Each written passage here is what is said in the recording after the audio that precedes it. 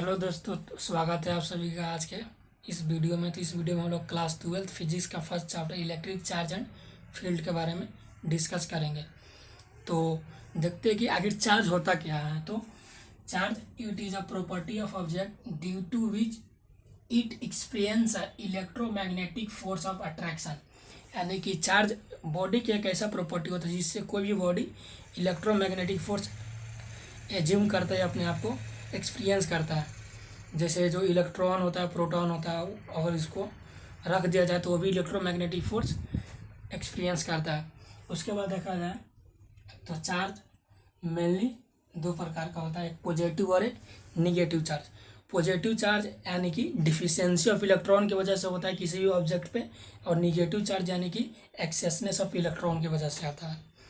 उसके बाद देखा जाए तो सेम चार्ज रिपेल, यानी कि पॉजिटिव पॉजिटिव या निगेटिव निगेटिव एक दूसरे को क्या कहते हैं, आपस में रिपेल करते हैं। उसके बाद है तीसरे नंबर पे object opposite nature of charge always attract, यानी कि एक पॉजिटिव और एक निगेटिव चार्ज को जब आप आपस में रख दीजिएगा तो वो एक दूसरे को अट्रैक्ट करते हैं। उसके बाद चार्ज होता है जो स्केलर क्वांटिटी होता है, यानी कि ऐसा क्वांटिटी जिसमें केवल मैग्नीट्यूड हो और उसका डायरेक्शन का पता ना हो, उसको स्केलर क्वांटिटी कहते हैं। तो जो चार्ज होता है सिर्फ उसके पास मैग्नीट्यूड होता है, उसका कोई डायरेक्शन नहीं होता है, इसलिए स्केलर होता है। उसके बाद होता है value of charge does not depend on speed, यानी कि जैसे मान गए अगर चार्ज रेस्ट में है तो 5 कूलम है, अगर कोई कार 20 किलोमीटर पर आवर की स्पीड से चल रहा है, अगर उसको 5 कूलम चार्ज को रख दिया जाए तो इससे वो ऑब्जेक्ट का जो स्पीड है उसका इफेक्ट उस चार्ज पे नहीं पड़ेगा, वो 5 ही कूलम चार्ज रहेगा। उसके बाद देखा जाए तो charge can not exist without mass, यानी कि चार्ज है ना मास के बिना एग्जिस्ट नहीं करता है, बस mass can exist without charge. यानी कि जैसे देखा जाए पॉजिटिव चार्ज होता है, निगेटिव चार्ज होता है। जब कोई भी ऑब्जेक्ट पॉजिटिव चार्ज होता है तो उसमें से एक इलेक्ट्रॉन का डिफिशियंसी आता है। तो इलेक्ट्रॉन के डिफिशियंसी जब आता है ना, तो उसी समय उस ऑब्जेक्ट में से थोड़ा सा जो मास का वैल्यू होता है ना उसमें से कम हो जाता है। इसी कारण से कहा जाता है कि charge can not exist without mass, बस mass can exist without charge. उसके बाद देखा जाए तो इलेक्ट्रोस्टैटिक फोर्स ऑफ अट्रैक्शन का मैग्नीट्यूड जो होता है ना, ग्रेविटेशनल फोर्स ऑफ अट्रैक्शन के कंपेयर में ज़्यादा होता है। जैसे आप अपने कोई भी पेन लेकर अपने हेयर पर ऐसे रब कीजिएगा और छोटा सा जो पार्टिकल लेते हैं पेपर का, उसको रखते हैं तो उसको अट्रैक्ट करने लगता है। तो इससे आप एक्सपीरियंस कर सकते हैं जो इलेक्ट्रोमैग्नेटिक फोर्स का वैल्यू होता है, यानी इलेक्ट्रोस्टैटिक फोर्स होता है वह ग्रेविटेशनल फोर्स के कंपेयर में ज़्यादा स्ट्रांग होता है। उसके बाद देखा जाए तो 1 कूलम बराबर होता है 1.6 इंटू 10⁻⁻90 कूलम चार्ज का वैल्यू। यह पॉजिटिव निगेटिव के बिहाफ पे भी ले सकते हैं, किलो मैग्नीट्यूड को कंसीडर किया गया। अगर इलेक्ट्रॉन के केस में देखा जाए तो -1.6 इंटू 10⁻90 कूलम, और प्रोटॉन के केस में देखा जाए तो +1.6 इंटू 10⁻90 कूलम।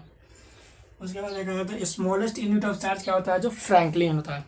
जैसे स्मॉलेस्ट यूनिट का मतलब क्या होता है कि वो सबसे न्यूनतम यानी छोटी इकाई, स्मॉलेस्ट यूनिट जिसमें चार्ज को मेजर किया जो फ्रैंकलिन होता है। लार्जेस्ट यूनिट यानी कि मैक्सिमम वैल्यू ऑफ चार्ज जहाँ तक मेजर किया जा सकता है उसको लार्जेस्ट यूनिट कहते हैं, जिससे फैराडे होता है। उसके बाद देखा जाए quantization of charge. Quantization of charge का मतलब होता है कि कोई भी चार्ज का जो वैल्यू होता है charge integral multiple of electronic charge के बराबर होता है। यानी कि अगर इलेक्ट्रॉन का जो चार्ज होता है 1.6 इंटू 10⁻90 कूलम, उससे छोटा वैल्यू चार्ज का पॉसिबल है ना। और चार्ज का वैल्यू कभी भी फ्रैक्शन में नहीं हो सकता, यानी कि इस ई का वैल्यू, चार्ज का वैल्यू ऑफकोर्स पहले से ही फ्रैक्शन में 1.6 इंटू 10⁻90 कूलम, लेकिन जो ई का वैल्यू है ना वह इंटीग्रल मल्टीपल में होना चाहिए। Q is equal to +-NA, जहाँ एन का वैल्यू 0, 1, 2, 3, 4, 5 कुछ भी हो सकता है, लेकिन 1.5, 2.5 नहीं हो सकता है। मिनिमम 0 या मैक्सिमम इनफाइनाइट कुछ भी हो सकता है। उसके बाद देखा जाए तो इसमें सिंपल क्वेश्चन पूछता है कि कौन सा चार्ज का वैल्यू पॉसिबल है। अगर पूछता है कि जो 1 कूलम चार्ज है वो पॉसिबल है कि नहीं, तो इसके लिए आप देखिए Q is equal to NE, और की का वैल्यू कितना दिया है 1, और एन का वैल्यू निकालना, और ई का वैल्यू होता है 1.6 इंटू 10⁻90 कूलम। तो यहाँ से एन का वैल्यू आ जाएगा आपके लिए 1/1.6 इंटू 10⁻90 कूलम, और इसको कैलकुलेट करते हैं तो 6.25 इंटू 10⁻⁻⁴ 18 समथिंग आता है, जो कि एक बहुत ही बड़ा पॉजिटिव वैल्यू है चार्ज का, जो कि पॉसिबल है। उसी तरह पूछता है कि 3.2 इंटू 10⁻90 कूलम चार्ज पॉसिबल है कि नहीं, तो इसके लिए लिख सकते हैं 3.2 इंटू 10⁻90 अपॉन 1.6 इंटू 10⁻90, तो इसको डिवाइड कीजिएगा तो 1 कूलम आता है, जो कि ये भी पॉसिबल है। चार्जिंग बाई फ्रिक्शन, तो चार्जिंग बाई फ्रिक्शन से दो इंसुलेटिंग बॉडी को चार्ज किया जाता है, यानी कि जो जैसे मान गए एक ग्लास रॉड ले लिए और एक सिल्क कॉटन ले लिए, दोनों को आपस में जब रब करते हैं तो उसमें जो जिसका इलेक्ट्रॉन लूजली बाउंडेड होता है, यानी कि जिस बीच बहुत कम अट्रैक्शन होता है, वह अपने इलेक्ट्रॉन लूज कर देता है। जैसे ग्लास रॉड इलेक्ट्रॉन लूज करता है तो वह पॉजिटिवली चार्ज बन जाता है, और सिल्क कॉटन इलेक्ट्रॉन गेन करता है तो निगेटिवली चार्ज बन जाता है। और चार्जिंग बाई फ्रिक्शन सिर्फ दो इंसुलेटिंग बॉडी को ही चार्ज करने के लिए किया जाता है, इसे कंडक्टर को चार्ज नहीं किया जा सकता है। उसके बाद है charging by conduction. Charging by conduction के लिए दो कंडक्टिंग बॉडी को चार्ज किया जाता है। समझ मान गए अगर एक कंडक्टिंग बॉडी है उसमें कुछ चार्ज है, और एक दूसरा कंडक्टिंग बॉडी है वो न्यूट्रल है, तो इसको आसानी से आप चार्ज कर सकते हैं। जैसे मान के देखिए यहाँ पे दो स्फीयर है, इसका रेडियस पहले का R1 है, चार्ज Q1 है, दूसरे का R2 है, चार्ज Q2 है। अगर दोनों को एक वायर से कनेक्ट कर देते हैं तो दोनों के बीच जो चार्ज का डिस्ट्रीब्यूशन है ना होने लगता है। अगर दोनों का रेडियस सेम होता है तो दोनों का चार्ज इक्वल डिस्ट्रीब्यूट होता है, और दोनों का रेडियस अगर अलग अलग रहता है यानी डिफरेंट रहता है तो उस पर चार्ज का डिस्ट्रीब्यूशन भी डिफरेंट होता है। यानी कि कह सकते हैं कि चार्ज ही डायरेक्टली प्रोपोर्शनल टू रेडियस। अगर मान गए आफ्टर द वायर से कनेक्ट करने के बाद अगर निकालना पड़े चार्ज का वैल्यू, तो फर्स्ट स्फीयर के लिए Q1 डैश होता है, इसके लिए formula R1 plus R2 into Q1 plus Q2।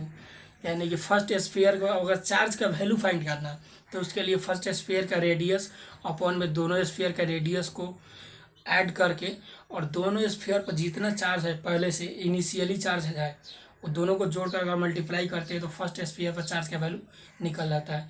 तो चार्जिंग बाई कंडक्शन से सिर्फ कंडक्टिंग बॉडी को ही चार्ज किया जा सकता है। उसके बाद है चार्जिंग बाई इंडक्शन। तो चार्जिंग बाई इंडक्शन से कंडक्टिंग और नॉन कंडक्टिंग दोनों बॉडी को भी चार्ज कर सकते हैं।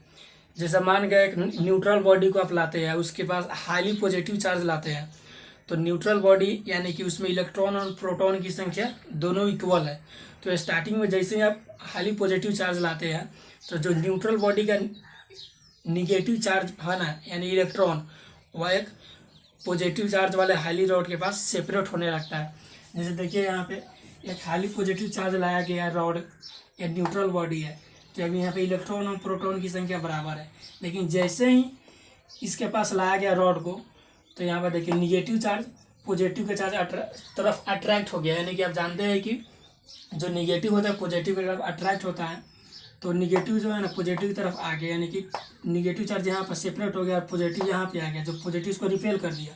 और जो यहाँ पे जो पॉजिटिव चार्ज आया है इसको बाद में हम ग्राउंड कर देते हैं, तो पॉजिटिव चार्ज पृथ्वी यानी ग्राउंडेड हो जाता है। और सिर्फ जैसे ही हम इस रॉड को हटाते हैं जो कि एक हाईली पॉजिटिव रॉड है, तो यहाँ पे जो निगेटिव चार्ज है वहाँ पूरे स्फीयर में फिर डिस्ट्रीब्यूट हो जाता है। तो चार्जिंग बाई इंडक्शन या पोलराइजेशन से एक न्यूट्रल बॉडी को आसानी से आप चार्ज कर सकते हैं। उसके बाद एक अगला टॉपिक है इसमें गोल्ड लीफ इलेक्ट्रोस्कोप।